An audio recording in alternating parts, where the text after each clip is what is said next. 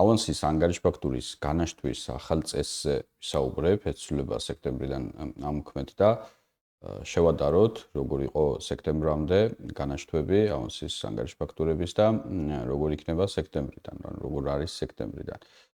წინა პერიოდში სექტემბრამდე მყიდველი და გამყიდველი ავანსის ანგარიშფაქტურის და მიწოდების ანგარიშფაქტურის დაწყვილებას ახდენდა თვითონ დეღიგეს დეკლარაციაში, გამყიდველი მეოთხე გვერდზე, მყიდველი მეხუთე გვერდზე და თავისთავად მყიდველი და გამყიდველი ერთმანეთის დეღიგეს დეკლარაციას ვერ ხედავენ და ხდებოდა ხოლმე აცდენა, ანუ ზოგჯერ მყიდველი სხვა თვეში ნაშტავდა ავანსის ანგარიშფაქტურას და გამყიდველი სხვა თვეში.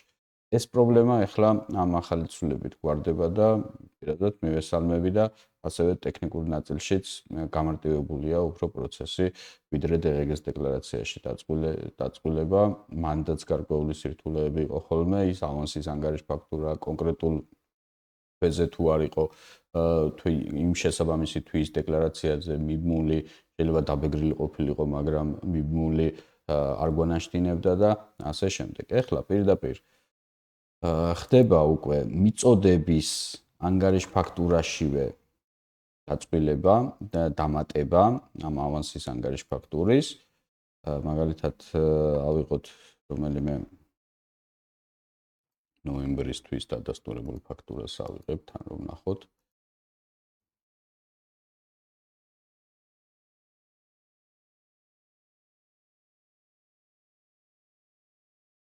გადაგზავნილი ვნახოთ. მაგალითად, ნახოთ ეს გადაგზავნილი ანგარიშფაქტურა. და თუ ამ გადაგზავნილ ანგარიშფაქტურაში, აი ახლა აქ დაემატა ესეთი განყოფილება, სადაც ვახდენთ თუ ამ 50,000 ლარიანი რაღაც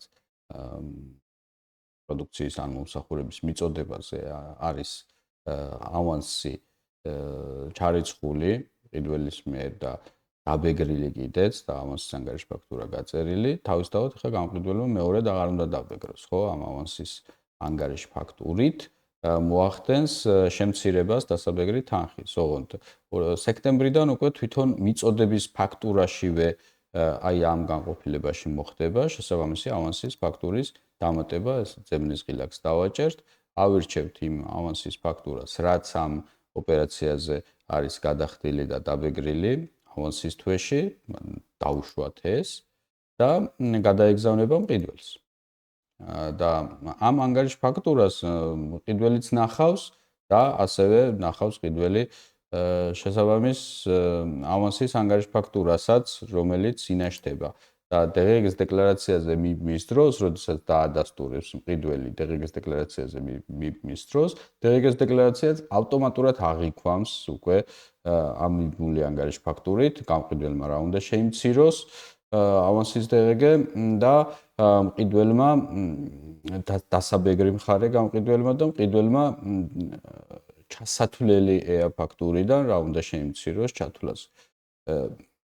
მაგრამ პრობლემა ეს ყველაფერი ძალიან კარგი.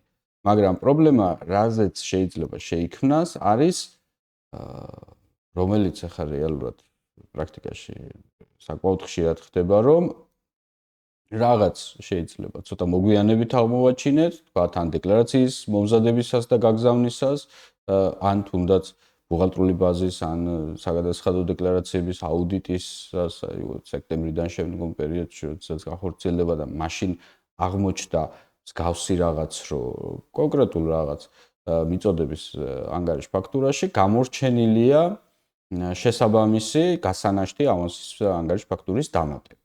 ეს ანგარიშფაქტურა მყიდველს უკვე დადასტურებული აქვს და შეიძლება დეკლარაციაზე თუ რაღაცა წინა თვე არის და ჯერ გაგზავნილი არ არის დეღიგეს დეკლარაცია, შეიძლება მიბმული არ ქონდეს დეღიგეს დეკლარაციაზე, აი ეს ორი ვარიანტი განვიხილოთ, შეიძლება აქვს მიბმული დეღიგეს დეკლარაციაზე და შეიძლება არ აქვს მიბმული დეღიგეს დეკლარაციაზე. აი აქ ახლა აჩვენებს, რომ ერთ-ერთ მხარეს მყიდველს მიბმული აქვს დეღიგეს დეკლარაციაზე. ასეთი ანგარიშფაქტურის აი აქ კი არის ახლა რაღაც ავანსის ანგარიშფაქტურა მიბმული თქვათ, მაგრამ მე დავუშვათ მეორე ავანსის ანგარიშფაქტურაც უნდა იყოს მიბმული და ჩამატებული და ეს არის გამორჩენილი. დეკლარაციაზე მიმული ანგარიშ ფაქტურის ესე პირდაპირ გაუქმება არ ხდება. ამ შემთხვევაში მყიდველმა და გამყიდველმა უნდა დაწეროს ორივემ განცხადება, მოიხსნას დეკლარაციებიდან, ან საგადასახადო ორგანოს დადასტურების შემდეგ გამოიწეროს სანაცვლო ანგარიშ ფაქტურა და მოკლედ დაკორექტირდეს შემდეგ, გადაიგზავნოს, დაზუსტდეს დეკლარაციები და საკმაოდ რთული და დროში გაწელილი პროცესია. კორექტირებას რაც შეეხება ანგარიშ ფაქტურის კორექტირება შესაძლებელია, თუმცა აი ამ 4 ჩამოთვლილი მიზეზი უნდა იყოს, რომ ანგარიშ ფაქტურის კორექტირება გავაკეთოთ და ამ 4 მიზეზში არც ერთი არ არის, რომ ავანსის ანგარიშ ფაქტურის გამორჩენის გამო კორექტირება. ამიტომ აქ ფაქტურად კორექტირება არ იქნება სწორი, რომ უკვე დადასტურებული ანგარიშ ფაქტურა ავანსის ანგარიშ ფაქტურის გამორჩენის გამო დავაკორექტიროთ. ანუ ერთი გამოსავალი არის გაუქმდეს ანგარიშ ფაქტურა და გამოიწეროს სწორად. ჩემი აზრით შეიძლება რაღაც სხვა გამოსავალიც იყოს ყოველ შემთხვევაში. ახლა მე ასეთნაირად ვხედავ. ანუ უკვე დღეს დეკლარაციაზე მიმული ანგარიშ ფაქტურას მარტივად ვერ გავაუქმებთ, მაგრამ თუ ანგარიშ ფაქტურა დღეს დეკლარაციაზე არ არის მიმული, ამ შემთხვევაში შესაძლებელია მისი გაუქმება, აი აქ გაჩნდა გაუქმების ღილაკი, მაგრამ მარტო ერთი მხარე ვერ გააუქმებს. ანუ გამყიდველმა უნდა გააგზავნოს გაუქმებაზე და მყიდველმა უნდა დაუდასტუროს. აი ეს გადაგზავნილია ახლა გაუქმებაზე. თუ მყიდველმა არ დაადასტურა, აქაც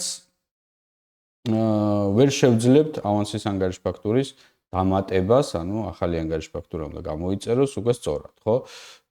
და წარმოიდგინეთ ახლა თქვა დეკლარაციის გაგზავნის ბოლო დღეა, ან ბოლო წინა დღეა და ვერ უკავშირდებით მყიდველს, რომ დაადასტუროს გაუქმებაზე, უნდა აუხსნათ და ამ ნაწილში შეიძლება შეგვექმნას სირთულე. ანუ ეს იმას ნიშნავს, რომ ჩვენ როდესაც EA ფაქტურას ვწერთ, ყველანაირი ინფორმაცია ამასთან დაკავშირებით უკვე უნდა გქონდეს. ანუ ჩვენ დრო არ გვაქვს იმისთვის, რომ თქვა თვე დასრულდა, გადავხედეთ პროგრამას, ბუღალტრულ აღრიცხვას, დავხურეთ თვე ბანკებს, რა იყო ავანსი, რა არ იყო ავანსი და შემდეგ დავამატოთ. ანუ პრობლემა გვექნება ამაზე, იმიტომ რომ თუ მყიდველმა დაასწრო ანგარიშ ფაქტურას დადასტურება, მერე შეიძლება გაგვირთულდეს თუნდაც 2 დღის მერე ან 1 კვირის მერე ავანსის ანგარიშ ფაქტურის ჩამატება. ანუ ამიტომ ანგარიშ ფაქტურის გაგზავნისთანავე უნდა გავითვალისწინოთ ეს ავანსის ანგარიშ ფაქტურაზე ან ინფორმაცია უნდა გქონდეს თავისთავად და ჩავამატოთ გაგზავნისას, ანგარიშ ფაქტურის გაგზავნის. აი ეს არის ის, რაც მე დავინახე, რომელიც თითქოს რაღაცნაირად გამოსასწორებელი არის, ან ყოველ შემთხვევაში თუ არ გამოსწორდა ბუღალტრულ აღრიცხვაში ბუღალტრული მომსახურების მიმწოდებელს საკმაოდ გაურთულებს მუშაობას.